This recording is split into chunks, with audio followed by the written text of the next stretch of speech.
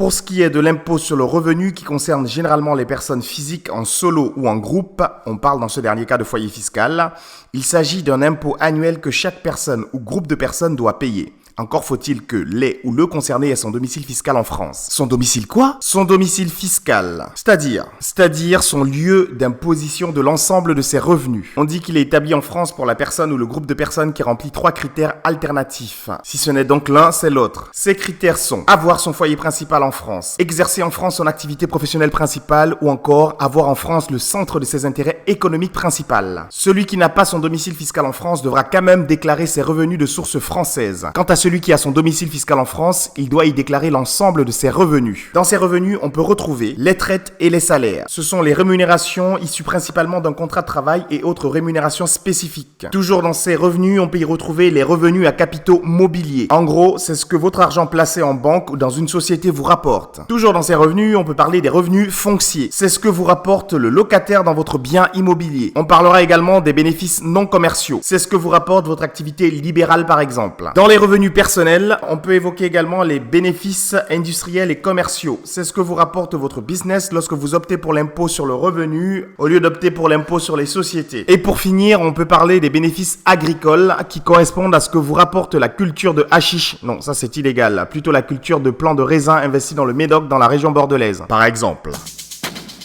Une fois que l'on a calculé nos revenus potentiels, on doit y soustraire les charges pour trouver notre revenu net. Et ensuite, on commence un calcul propre à l'impôt français qui se veut personnel et proportionnel. C'est-à-dire, on calcule d'abord le quotient familial pour déterminer la charge de celui qui doit payer l'impôt.